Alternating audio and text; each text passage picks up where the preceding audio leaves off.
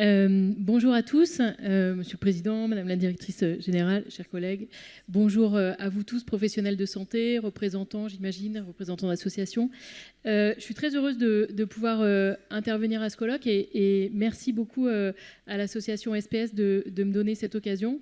Ça me permet aussi de saluer votre engagement constant pour la santé des professionnels. C'est toujours très utile pour nous de pouvoir s'appuyer sur cet engagement.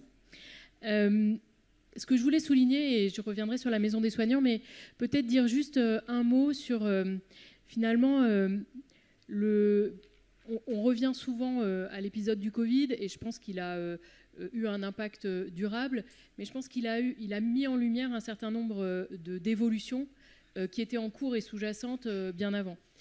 Et notamment sur les conditions de travail des professionnels de santé, sur le bien-être au travail, sur la qualité de vie au travail. Et je pense que ces impacts, d'abord, ils concernent tous les professionnels de santé. Et je pense que pour les agences régionales, c'est un enjeu extrêmement important aussi parce que c'est évidemment les professionnels à l'hôpital, mais aussi les étudiants, vous l'avez évoqué, la ville, on en a parlé, mais aussi le champ du médico-social. J'insiste parce qu'on l'oublie souvent et je pense que c'est vraiment il y a un continuum en fait de conditions de travail entre tous ces professionnels et du coup je pense que voilà, on a un enjeu de s'adresser à tous. Et c'est vrai que, donc je le répète, au-delà du Covid, on avait une réalité qui pouvait parfois être très difficile, avec des impacts sur les collectifs de travail, du désengagement, qui peut aller jusqu'à de l'épuisement professionnel, mais aussi des départs, des reconversions, des départs volontaires. En Ile-de-France, on en a eu énormément en post-Covid. Et donc évidemment des difficultés de recrutement et du coup une forme de cercle vicieux qui s'installe ensuite et qui pèse sur les organisations, sur les individus très fortement et du coup aussi sur la capacité à finalement être assurer la prise en charge ou l'accompagnement des patients ou des usagers.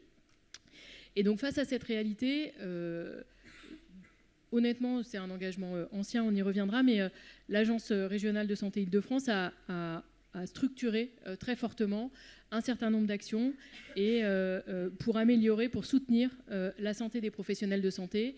Et c'est un peu de ça que je voudrais vous parler, avec trois idées principales, sans être trop longue bien sûr, mais voilà.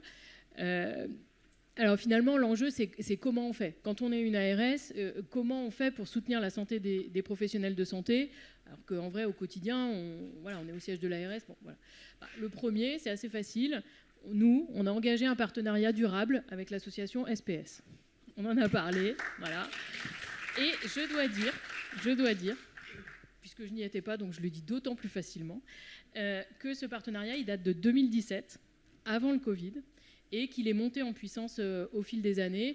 Aujourd'hui, pour vous donner un ordre de grandeur, on a un investissement chaque année de 200 000 € par an qui permet de contribuer à structurer la maison des soignants, qui permet de financer la plateforme en ligne où les soignants, toutes professions confondues, tous secteurs confondus, peuvent appeler 24 heures sur 24, 7 jours sur 7 et avoir quelqu'un au bout du fil. Et ça, je pense que c'est vraiment un enjeu majeur, cette disponibilité, finalement, cette réactivité.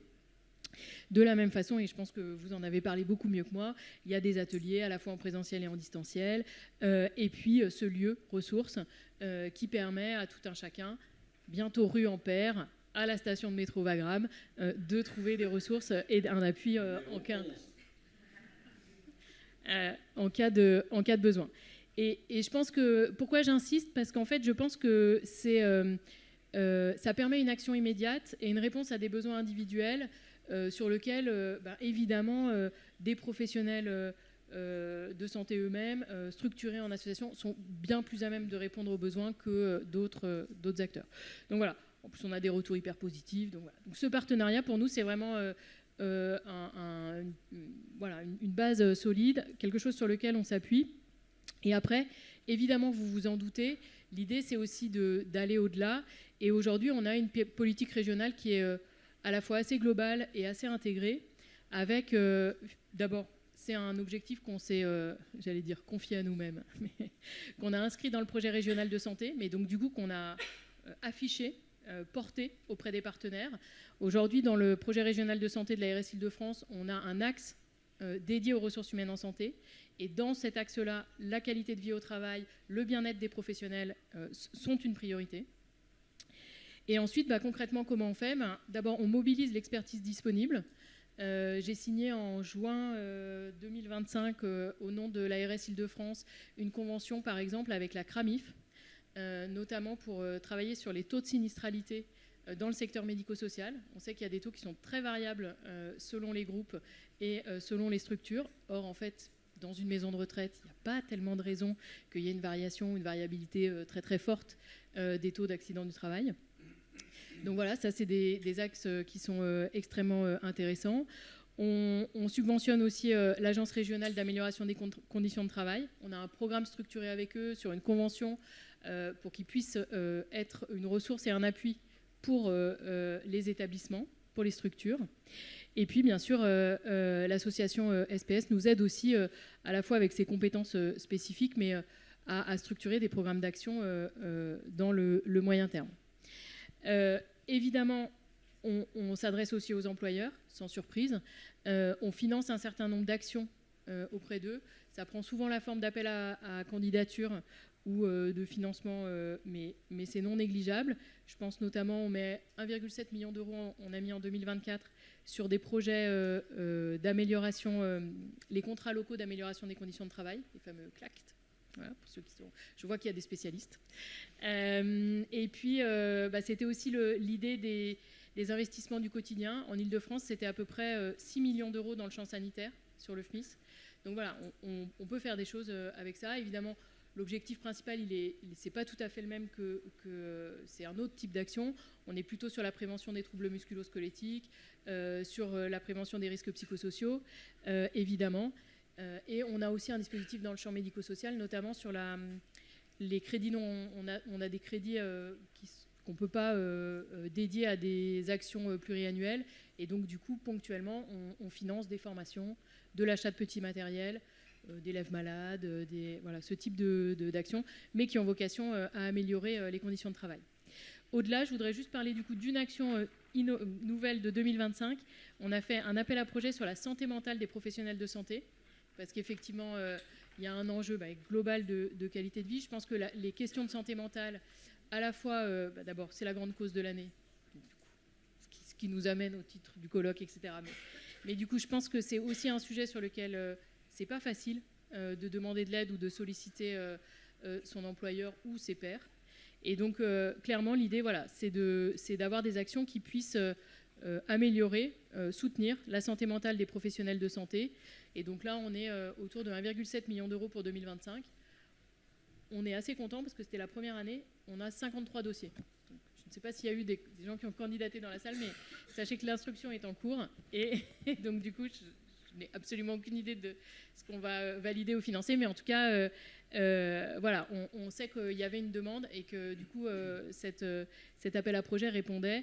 Et en tout cas, ça faisait partie de nos objectifs, nous, clairement, voilà, de diminuer le stress, de faire de la prévention de l'usure professionnelle, formation, sensibilisation, avoir accès à de la prévention, faciliter le retour au travail pour les personnes qui ont été arrêtées. Voilà. Juste partager avec vous une conviction, mais je pense que qu'elle a déjà été partagée, mais voilà, c'est clairement de dire que, en fait, si on veut améliorer la santé des soignants, il y a à la fois, il y a finalement un double canal, j'allais dire. En tout cas, on a un enjeu individuel auprès de chaque personne, auprès de chaque professionnel, mais on a évidemment un enjeu auprès des employeurs, auprès des structures, auprès des établissements, avec finalement aussi un changement de culture. Je pense que c'est pas facile de dire ça, mais je pense que dans le secteur de la santé, clairement, demander de l'aide, c'est pas du tout l'habitude, la façon de... C'est pas un réflexe, c'est pas... Or, je pense sincèrement que si on veut améliorer les conditions de travail, on a cet enjeu-là qui est d'aider les professionnels à solliciter de l'aide. Et donc, voilà, notre conviction, c'est vraiment qu'on a besoin d'une action qui soit la plus partagée possible, la plus partenariale possible, côté employeur, côté individu, mais plus largement, côté institution, côté même élu.